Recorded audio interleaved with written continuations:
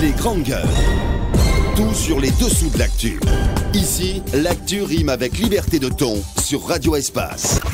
Mais aussi sur Suite FM Guinée tous les soirs. Évidemment, vous avez accès à cette émission.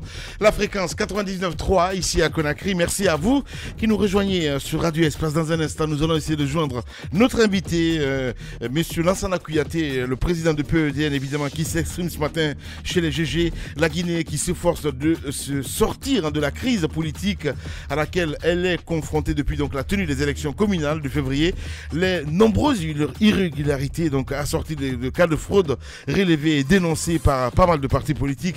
On essaie de comprendre du côté de PEDN, qu'en pense le PEDN, quelle lecture peut-on faire de cette crise politique. Lansana Kouyaté, vous l'avez écouté dans la première partie de l'émission. Dans un instant, nous allons continuer l'émission avec le président donc du PEDN. Et puis, dans la deuxième partie, si tout va bien, on va s'intéresser à l'UNDH. Il faut le rappeler, donc, un nouveau président élu à la tête de cette institution, à la personne de Alia Diaby, au terme donc d'une plénière hier, destinée donc à renouveler le bureau exécutif de l'institution. Et celui-ci l'a emporté donc hier devant un challenger battu 21 voix contre 7. On essaie de comprendre ce matin quels sont les arguments. Plus globalement, comment peut-on juger donc des conditions dans lesquelles s'est tenue cette élection. Frédéric Foromouloua, il est candidat malheureux, donc le candidat malheureux de cette élection que nous allons avoir en studio, et monsieur Oumar Guissé, commissaire donc du côté de l'UNDH, que nous allons avoir dans un instant, mesdames et messieurs. Des réactions, beaucoup de réactions ce matin avec l'intervention du président Lansana Kouyaté. On a Youssef Kaba qui réagit sur Twitter, qui nous dit quoi exactement? Lansana Kouyaté est qu'est-ce qu'il dit, la plus grande compétence donc de la classe politique guinéenne. Le triomphe pour le PEDN en 2020 permettra d'éradiquer donc à jamais tous les maux qui gangrènent notre société. C'est Youssef Kaba qui nous envoie ce tweet ce matin. Le hashtag Espace GG, on a Alceni Farinta Kamara qui réagit. La classe politique nous a amené à penser qu'il faut passer par l'ethnie en termes de positionnement personnel pour assouvir des ambitions personnelles et égoïstes. Aujourd'hui, voilà, nous devons sortir de ce piège pour dire que la Guinée est pour tous ses fils et filles. C'est un auditeur évidemment qui réagit ce matin chez les grandes gueules. On a Shérif Fatoumata qui réagit aussi sur Twitter. Une usine de bière pollue un quartier en périphérie de Conakry, conséquence des maladies pulmonaires, des pertes en vie humaine, des eaux usées évacuées dans la nature sans traitement. Les ministères de l'Industrie et de l'Environnement travaillent-ils en synergie? C'est la question qu'elle se pose ce matin, Chérif Fatoumata. Sinon, on a Aloussène Fadiga qui nous écoute du côté de l'Angleterre, qui réagit aussi sur Twitter. Le président du PEDN sera reçu à Conakry ce matin, pas à Sécoutoria, mais au téléphone depuis le studio donc, de Radio Espace avec Espace GG, le tour à la maison au menu. On y va avec Domani Doré aussi qui réagit à l'aune donc d'une série de concertations décisives. Les délégations des partis politiques se succèdent à la présidence sans même une seule présence féminine. Eh bien, d'hommes, hein? Allez. On reste dans le... trop féministe. Ouais. Oui. Hashtag GG. Beaucoup de réactions ce matin. On va essayer de partir du côté de Paris. Est-ce qu'il est là? Oui, on nous signale le président de PEDN de retour. Voilà, monsieur Kouyaté. Monsieur le président du PEDN, bon retour sur cette antenne. Deux questions pour vous très rapidement. Sur le vif, avant donc d'aborder le plan de résistance qui concerne la crise post-électorale. Deux questions. Premièrement, le président de la République, à l'occasion de la fête internationale des femmes, a annoncé la mise en place, a annoncé plutôt un remaniement à grande échelle. Alors, depuis, il a engagé des consultations avec les différentes couches, les différentes forces vives de la nation. Il a déjà reçu la société civile, les opérateurs économiques, d'autres entités de notre société, dans le cadre de la nomination d'un nouveau Premier ministre et d'un nouveau gouvernement. De quel regard vous percevez ces consultations? À quel type de gouvernement la Guinée peut s'attendre, en tout cas, dont la Guinée a besoin dans le cadre du restant de la mandature du président Alpha Condé? Et deuxième question, la Guinée sort d'un mois de grève des enseignants dans le pré-universitaire dans notre pays. Quelles leçons peut-on tirer de cette grève que vous avez suivie forcément depuis l'étranger? D'abord, annoncer qu'on va former un gouvernement, c'est franchement une mauvaise façon de conduire les affaires de l'État. Le travail le plus difficile pour un chef d'État ou un chef de gouvernement, c'est de former le gouvernement. C'est un travail excessivement délicat. On ne l'annonce pas avant d'être prêt. Vous voyez que l'effet d'annonce prend chez ce gouvernement un pas sur l'efficacité. Même quand c'est dans la tourmente, il ne faut jamais annoncer la formation d'un gouvernement et en disant, dans les 48 heures d'ailleurs, le temps est dépassé. Et quand, plus tard, les journalistes lui ont posé la question, c'était le même jour, je crois. Il a répondu qu'il ne changera pas son gouvernement, etc., etc. Ce yo-yo dans le langage reflète la pensée de l'État vis-à-vis de la gouvernance, parce que c'est une question de gouvernance. On ne peut pas c'est à la limite du ridicule. Alors, ce qui en sortira, depuis le premier gouvernement en 2010 jusqu'au deuxième, jusqu'au troisième, le président dit toujours, le gouvernement là ne vaut rien. Je vais le remplacer. Et ça a été ainsi fait d'un bout à l'autre. Alors, quel est le gouvernement qu'il faut à la Guinée? Est-ce que ça suffit d'avoir même des gens compétents pour faire ce travail quand le président lui-même est au début et à la fin de tout? Non, je plains les ministres, les quelques compétents qu'il y a entre eux, je les plains parce qu'ils n'auront jamais les coups de franche pour détaler leur savoir-faire. Parce que le gros handicap, c'est le président lui-même. Quant à la crise des enseignants, je les salue, je salue leur ténacité, je salue leur courage. Un droit acquis en matière de droit du travail ne peut plus être remis en cause. Ils ont acquis ce qu'ils ont acquis, c'était je crois en 2007-2008, et cela leur a été arraché. Ce n'est même pas à eux seulement, parce que c'était des calculs indiciaires qui avaient été tronqués depuis le départ et qu'il a fallu corriger. Parce qu'il y a les indices en Guinée les indices en Guinée, j'espère que vous m'écoutez parce qu'il y a un... Oui, vous êtes à l'antenne. Les indices, oui. Voilà, les indices en Guinée étaient mal calculés jusqu'en 2007. Et il y avait, dans la hiérarchie militaire notamment, des adjudants qui étaient mieux payés que des lieutenants. Alors, ces adjudants, quand on leur donnait la promotion de lieutenant, ils ne voulaient pas. Et c'était la même chose dans l'administration. Donc, il a fallu mettre à plat, avec même l'aide du DIT, pour recalculer les indices, pour que les indices reflètent les échelons et les grades. C'est ce qui a été fait et c'est ce qui a correspondu à 40% d'augmentation, n'est-ce pas, des salaires. Quand cela est fait et qu'on vienne pour une raison ou pour une autre, alors qu'il y a d'autres postes de dépenses qui sont inutiles, même futiles, et qu'on diminue donc le salaire des fonctionnaires qui l'ont accepté pour un certain temps, mais ce n'était pas pour ad aeternam, alors leur combat était justifié.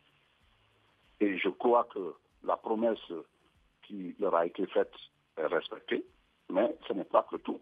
Tous ceux qui ont subi la même injustice doivent être rétablis dans leurs droits, parce que c'est une question d'égalité, c'est une question de justice. Voilà la réponse que je peux donner, vous avez dit brièvement, sur les deux questions que vous avez posées. Oui, Monsieur Kouyaté, il y a des consultations donc engagées par le chef de l'État avec la classe politique. Est-ce qu'on peut dire aujourd'hui que le PED1 attend son tour? Et à votre avis, de quoi on peut s'attendre donc de ces consultations? Pas grand-chose. Pas grand-chose parce que les consultations ne sont pas nouvelles. Et le mode opératoire n'est pas lui non plus nouveau. Je voudrais vous rappeler que en 2013, exactement le 3 juillet, un accord a été signé. Cet accord comporte tout ce que les accords qui ont suivi n'est-ce pas, ont abordé, sans jamais les régler. Un comité de suivi a été mis en place. Ce comité de suivi, K1 a essayé d'effectivement faire appliquer les décisions qui ont été prises. Les dialogues politiques, il y en a eu en 2013, il y en a eu en 2015, je crois que c'était au mois d'août, et il y en a eu en octobre 2016, et aujourd'hui encore, on traîne les mêmes sujets. Je peux dire qu'il y a 15 points fondamentaux dans cet accord qui n'ont pas été respectés. Jusqu'ici, sur combien? Sur 18 peut-être. Vous voyez bien que la moisson est bien maigre. Est-ce que le fichier électoral a été assaini? Je dis non. On a continué plutôt à le corrompre, à le pourrir. Est-ce que le chronogramme des élections locales et communales, tel que prévu depuis 2013, avait été respecté? On devait tenir ces élections en 2016. Ça ne s'est tenu qu'en 2018. Est-ce que la Commission nationale électorale indépendante, à partir de la révision de la loi 16, cette commission, n'est-ce pas, a connu un toilettage? Je dirais non. Les délégations spéciales, puisqu'elles sont, dès le départ, au centre du problème, est-ce que ces délégations spéciales ont été installées avant les présidentielles de 2015? C'était l'objectif. Je veux parler des communes. Des élections communales devaient avoir lieu avant 2015. Ça n'a pas été fait.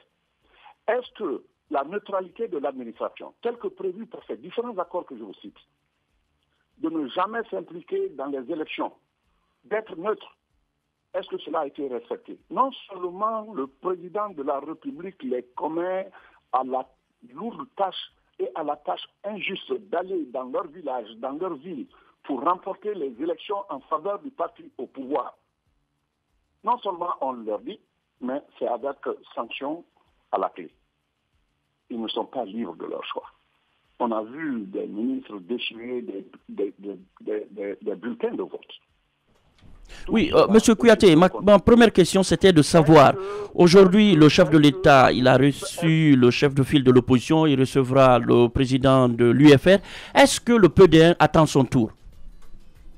Écoutez, avant ça, d'abord, il faut savoir d'abord pourquoi on fait tous ces exercices à répétition sans jamais en tirer les conséquences.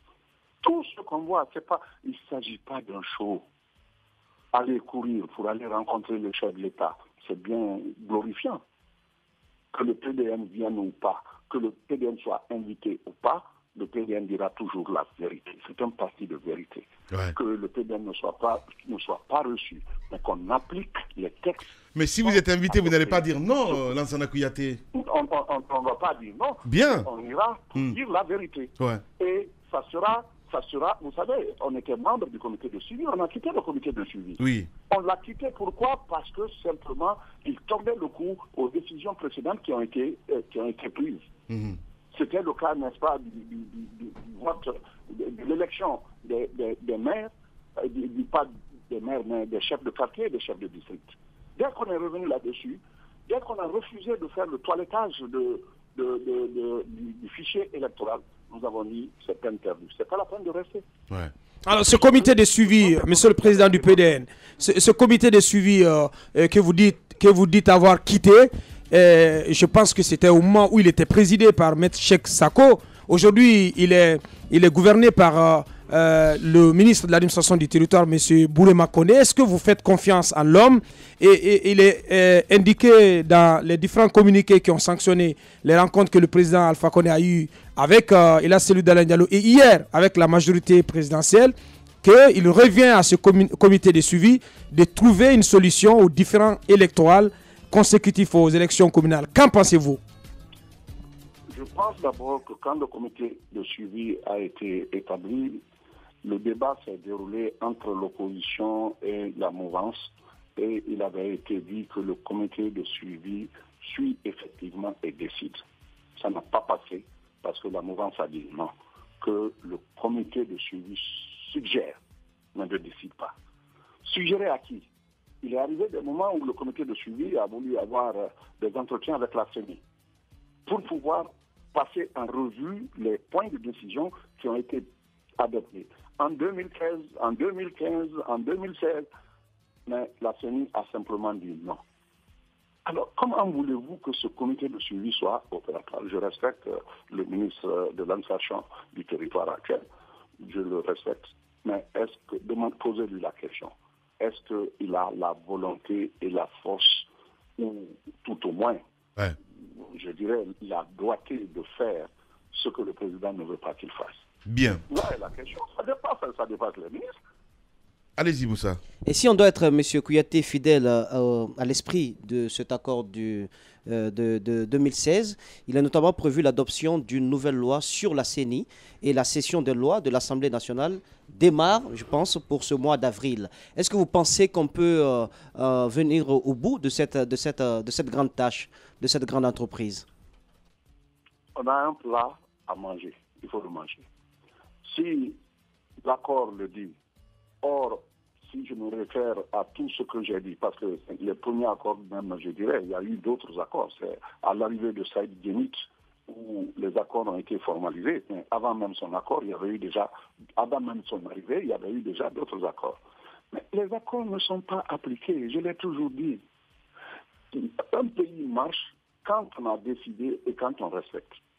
Mais on est dans le jeu politicien, on est dans un ping-pong, n'est-ce pas, de mauvaise augure. On est dans le show, on pense que cela fait gagner du temps d'une part, on pense que cela montre, n'est-ce pas, qu'on est quelqu'un. Voilà la véritable misère de nos débats et de nos discussions. C'est beaucoup plus rapporté à l'ego, n'est-ce pas, qu'au bien-être et au bonheur projeté du peuple de Guinée. On va continuer comme ça.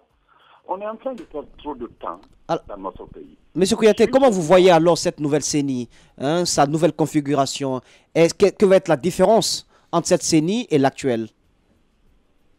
Il y aura de différences de caractère des hommes qui la composeront. Prenez aujourd'hui la Cour constitutionnelle, enlevez Khalifa Sall, mettez un autre. Si on a la chance, il aura le même caractère que Khalifa. Si on n'a pas la chance, il se pliera en ne voyant que le court terme, que le très court terme, que l'immédiat, je dirais, pour telle ou telle raison. Bien. Mais les hommes de caractère vont au-delà de leurs intérêts immédiats. Voilà. Le président du PEDN en direct. Allez-y, Ahmed, d'autres questions. Alors, Monsieur le Président, parlons à présent des violences et des tueries à l'occasion des manifestations. La question de l'indemnisation des victimes est à l'ordre du jour, mais aussi ces tueries. Comment y faire donc la lumière et traquer les commanditaires et auteurs? D'abord, l'indemnisation et la mise aux arrêts des coupables, tous ces deux points font partie de tous les accords qui ont été signés.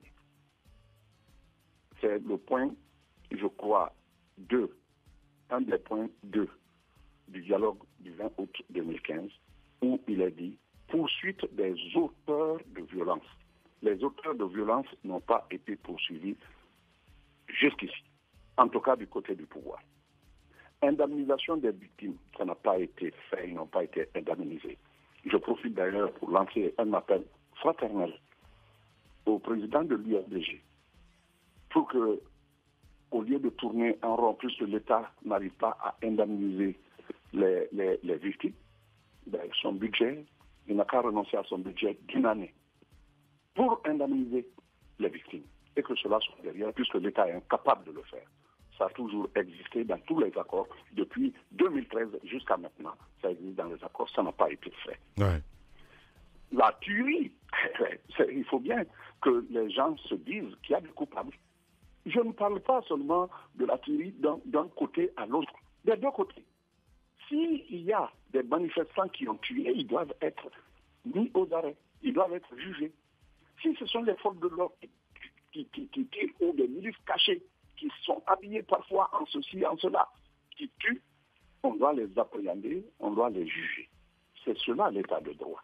Mais ce n'est pas de s'asseoir et reporter. Vous savez, la première fois qu'on a posé cette question, c'était en juillet 2013. Je me rappelle très bien encore tout ce que nous avons dit à l'époque devant le Premier ministre et devant, n'est-ce pas, ce comité. On a insisté là-dessus. On a dit oui, on va les indemniser et on va arrêter, n'est-ce pas, les coupables.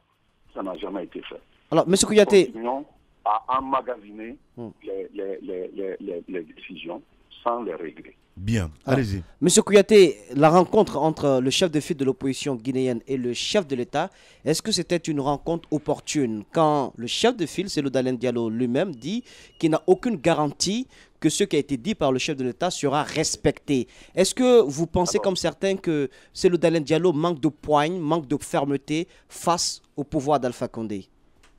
Pourquoi, ayant dit qu'il n'a aucune raison de penser que ça sera appliqué, que ça sera suivi de fait, pourquoi il est allé? Pourquoi? Non, soyons grands. Et la grandeur ne consiste pas à pousser son ego, mais c'est de voir les souffrances de ce peuple, les jeunes, les femmes, les travailleurs. Tout le monde est inquiet. Chaque fois que vous entendez une nouvelle de la Guinée, c'est pour dire c'est dommage. C'est dommage, on ne veut pas arrêter ce dommage-là. Pourquoi il est parti? Quand il sait d'avance que ça ne sera pas fait. Peut-être qu'on n'a pas les mêmes structures de pensée, mais moi je pense que quand je vais à une chose et que je crois que ça n'aura pas de résultat, je ne fatigue pas d'y aller. Un point, c'est tout. Alors, si vous étiez à la place du chef de file de l'opposition guinéenne, qu'auriez-vous fait après avoir enregistré autant de pertes dans vos rangs? Je n'occulte pas les victimes au niveau des agents des forces de l'ordre. Est-ce que vous auriez fait preuve de plus de fermeté avant de rencontrer le chef de l'État? Ne me demandez pas si j'allais faire preuve de plus de fermeté. Demandez-moi jusqu'où la fermeté irait dans ces conditions. Mais c'est sûr que j'allais faire preuve de plus de fermeté.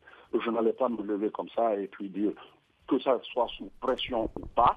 Je vous le dis honnêtement, le président de l'IFDG a mal fait de répondre à cet appel du président. Donc pour vous, il ne devait pas aller à cette rencontre. Il devait simplement la bouder. Raison. Dès lors que lui-même il a dit qu'il n'est pas sûr que les résultats seront... Écoutez, il y a beaucoup de succès qui sont remportés dans le monde pour parler dans des négociations. Mais vous savez que ces choses ne sont publiées qu'après avoir obtenu toutes les garanties que ça sera appliqué. Le cœur de tout ça, c'est le Conseil de sécurité. Il ne vient dans la salle publique que quand tout a été déjà arrêté, adopté. En partant, on sait que déjà le résultat est là. Si le résultat ne doit pas être là, on en tire les leçons, on va dans la salle de la plénière et on annonce. Mais on sait toujours où on va. À l'évidence, le président de l'UFDG dit là, en reconnaissant qu'il n'est pas sûr que ça sera appliqué, bien. Je dis qu'il marchait avec un bâton, Ouais. les yeux fermés. Dans le même siège, M. Kouyaté, à l'issue de ces concertations dont on parle entre le président et la classe politique, il a été demandé au comité de suivi donc, de trouver une solution aux différends électoraux qui portent sur 12 circonscriptions. Vous, du côté du PDN, vous avez publié une déclaration après les élections, au lendemain des élections communales du 4 février, dans laquelle vous avez demandé ni plus ni moins l'annulation pure et simple du scrutin communal du 4 février. Est-ce que vous restez toujours sur votre position ou bien vous pensez que, vous estimez que on peut trouver un règlement à ce différend électoral à l'intérieur des accords du 12 octobre 2016? Écoutez, le pire pour un pays, c'est d'aller d'accommodement en accommodement par la vertu, n'est-ce pas, angélique, et penser, n'est-ce pas, qu'on a réglé le problème. Ça ne sert à rien. Est-ce que ce sont les 12 circonscriptions urbaines et rurales qui sont concernées par un fichier électoral pourri? Le fichier électoral n'a pas été revu depuis combien d'années? 2013, contrairement à la loi. Tout a été fait pour que ce fichier soit revu. Le pouvoir a refusé. Est-ce que ce ne sont que les 12 qui sont concernés par ça? Parce que c'est ce qui fait l'objet, c'est ce qui a fait l'objet de bourrage dur. les morts ont été ressuscités. Les enfants mineurs ont eu subitement l'âge de la majorité. Ils ont voté. Ouais. Tout ce qui a eu, comme malfonctionnement, comme vol, comme fraude, vous comprendrez très bien que ce n'est pas que les 12. Bien. Le président du PEDN ce matin, notre invité, allez-y, Abakar. Non, il n'a pas répondu à ma question. Est-ce que vous continuez à réclamer l'annulation de ces élections? Est-ce que vous êtes pour une solution plutôt extrême? Qui est en train de me poser la question là? Et c'est Aboubakar. C'est pas important. Il est en train de noyer. Aboubakar. Oui. Bon, je m'excuse, mais qui n'a rien compris dans le clin d'œil ne comprendra rien. Ça, c'est politique, ça, monsieur Kouyaté. Écoutez, quand je dis que tous ceux qui avaient eu comme fraude, découlant, n'est-ce pas, de ceux qui étaient là déjà comme fichiers pourris, ça ne concerne pas que les 12. Que voulez-vous que je vous dise de plus? Ça veut dire que les 12 là, c'est du peanut. Allez-y, Bantanko. Oui, Monsieur Kouyaté, 2020 arrive à grands pas, donc on va parler des perspectives d'alliance. Est-ce que ça se parle déjà au sein du PEDN? Est-ce qu'on peut savoir avec quel parti aujourd'hui PEDN va se marier? Le PEDN sera au rendez-vous du 2020. Comme je le dis, on est en train de perdre du temps dans notre pays sur des débats de ping-pong futiles, avec à l'arrière-pensée des décisions qui ne seront pas appliquées par les uns et qui seront acceptées comme une fatalité, ne serait-ce que pour l'immédiat par les autres. 2020 sera l'année de toutes les vérités. Je serai à la rencontre de cette date pour assurer ma victoire en collaboration avec tous ceux et toutes celles qui partagent mon idéal d'espoir, de vérité, de courage, de sincérité pour une scène politique élaguée des combinaisons et entourloupes tactiques sans aucune substance pour le bien-être des jeunes, des femmes, des cadres de l'État aujourd'hui otages du système. Je serai à ce rendez-vous. On n'aura jamais l'outrecuidance de dire que nous pourrons y être seuls. On va avec ceux qui partagent notre idéal, ceux avec qui on peut s'accommoder. Et je souhaite que cela soit su. Je serai, le PDM sera de la partie. Bien. Et nous apporterons notre contribution et nous ferons tout pour gagner la victoire. Bien. Lansana Kouyaté ce matin chez les GG. Et cette question de Ali Ouba du BL, Bloc Libéral Abakar, qui dit quoi exactement? Qui remarque à l'instant que dans votre raisonnement, vous disiez à l'instant que si le PDN était invité à s'écouter, que vous répondriez donc pour aller dire la vérité, mais vous trouvez que le chef de file de l'opposition a mal fait d'avoir répondu à une invitation dans le même contexte. Il s'interroge sur la cohérence de votre raisonnement. Ce n'est pas dans le même contexte. Nous, on pense qu'il y a des problèmes qui ne se limitent pas qu'aux problèmes électoraux, qui concernent la vie des Guinéens. Les prix qui sont en dehors, n'est-ce pas, du portefeuille des consommateurs. Nous irons parce que ce sont des questions qui sont brûlantes. Les questions de l'eau, d'électricité et la façon de gouverner ce pays. Ce n'est pas lié, le chef de file de l'opposition, comme vous le dites, est parti. C'était à propos, n'est-ce pas, de ces élections. Les élections, oui, c'est un problème ponctuel. Nous ne voulons pas aller dans ce ponctuel. Quand il a fallu quitter le gouvernement, nous l'avons quitté. Le CNT, nous avons quitté. Parce que nous sommes responsables de nos actes. Parce que nous pensons qu'on ne doit pas accepter l'inacceptable. Aujourd'hui, les partis politiques sont appelés. Et le président de l'UFDJ est parti, celui de l'UFR, enfin, je ne sais pas là-bas comment est le programme. Je viendrai, le PDM viendra pour pouvoir dire ce qu'il a à dire. Et après, faire une communication conséquente.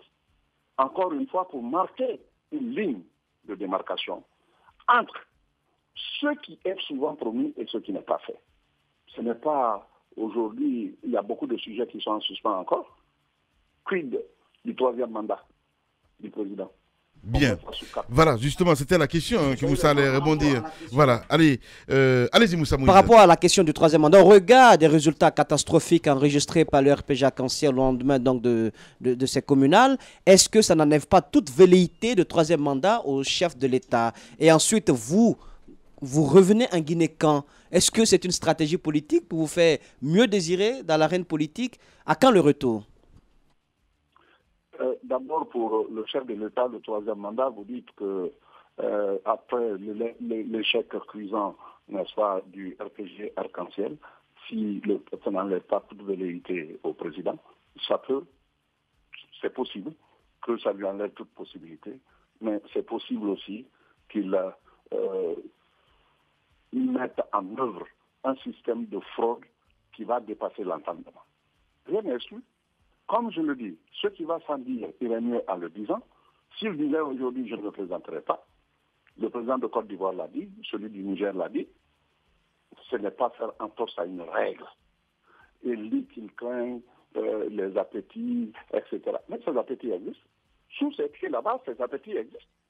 En dehors de cette théorie, ça existe. Bien. C'est le courant de la vie. Voilà, monsieur Kouyaté. Je vous dis que je viendrai pour... Ce n'est pas seulement que tactique. Mais je ne veux pas être dans ce bourbier de va-et-de-vient, de ping-pong et de faire semblant. Voilà. Je le dis très clairement. Quiconque est là-bas, qui est pris dans l'étau de pressions de gens même qui n'ont pas à faire ces pressions. Ça va, je ne cite pas les catégories socio-professionnelles, mais pour le monde, la compétence la mieux partagée en Guinée, c'est la compétence de médiateur. Ouais. Un problème se pose, on monte, on descend, on va de gauche à droite, on voit les pics, tout cela parce que les gens sont en quête de pouvoir social, de rôle social qui leur manque. Bien. Mais je ne veux pas me mêler de tout ça. Je viendrai, soyez sûrs, et je veux rassurer mes militants. Je leur dis félicitations d'ailleurs. Félicitations à nos militants à la base. Je sais que dans votre émission, parce que je suivais par des voix contournées, vous avez dit que j'ai donné ma fonction à François. Le PDN est un parti discipliné. François est chargé de communication, il communique. Les autres communicants sont sur les réseaux, avec un punch qui était même insoupçonné chez eux. Ils le font avec admiration. Mais vous suivez toutes les communications qui se passent sur les radios rurales ou sur d'autres radios à l'intérieur du pays. Quand vous êtes dans la discipline, vous donnez à chacun sa fonction. Il y a des jeunes dans ce parti, il y a des femmes dans ce parti qui apportent énormément. En dehors de la communication, chacun a son travail à faire. Bien. Le message est passé. Celui qui vient immédiatement après moi, c'est Elhaj Khalil. Il est le secrétaire national. C'est lui qui a remplacé Zalikatou. D'accord. Et aujourd'hui, il fait son travail. Le parti se réunit. Reconnaissez, vous, des grandes gueules, que vous étiez étonnés des résultats du PDN à ces élections, malgré les fraudes. On a été fraudés un peu partout. Parce que c'est la même chanson. Celui qui est dans le... C'est la même chanson. Bah ouais, tout le monde le dit, monsieur le président. Ben voilà, il n'y a pas que le PDN, hein. Ouais. Il n'y a pas que le PDN, c'est ce que je dis, mais on a été fraudés. En 2013, le président de l'UFDG a reconnu à une réunion plénière, il a dit la plus grande fraude a été commise contre le PDN. C'est la même chanson. Mais le pouvoir va continuer la même chanson. Nous allons continuer la même chanson. Mais tout cela, c'est parce que la situation n'est pas claire. Bien. C'est parce qu'elle n'est pas décente. C'est pourquoi il y a cette chanson-là. Voilà. Comme vous l'intitulez. Voilà, M. Kouyaté, en direct ce matin chez les GG, et ce RPGiste qui pose cette question. Est-ce que M. Kouyaté confirme des démarches lui rapprochant au président Alpha Condé par la coordination mandingue et d'autres personnes ressources de la Guinée et ailleurs? Pardon, je n'ai pas compris. Il se murmure qu'il y a des personnes, en fait, la coordination mandingue et d'autres personnes de ressources qui souhaiteraient un rapprochement avec le président Condé. Oh, quand il le souhaite, c'est parce que moi, je ne peux pas le sentir. Si c'est pour me dire si on m'a contacté, je peux vous répondre par oui ou non. Oui. Mais il y en a plein qui peuvent le souhaiter. Mais moi... Donc, vous ne niez pas les démarches dans ce sens-là, M. Kouyaté? Je n'ai reçu aucune démarche. Je n'ai D'accord. vu personne. Bien. Je respecte l'espèce humaine. Quiconque viendra me voir pour discuter, je discuterai. Bien. Quiconque. Bien, merci beaucoup. Ils sauront que moi je suis pour la paix, le PDN est pour l'espoir. Le PDN est une partie de l'espoir. Bien. Mais nous n'abdiquerons pas notre devoir de justice, de vérité et de bonne gouvernance. Voilà, et surtout de conviction, parce que c'est en cela on reconnaît le PRDN. Voilà, merci beaucoup, monsieur Lansana Kouyaté, d'avoir répondu à nos questions ce matin. C'est moi qui vous remercie. Au revoir. Les grandes gueules d'Adafo Média, seule émission dans l'histoire de la radio en Guinée à franchir le cap des 5 millions d'auditeurs. À Bokeh, Cancan, Labé sur Radio Espace Région. À Kindia sur Kanyazik. En forêt sur Sahali FM. Meilleure émission talk-show panafricaine sur le continent, jamais éditée dans la sous-région. Bienvenue chez les GG. Ici, on ne prend pas de gants.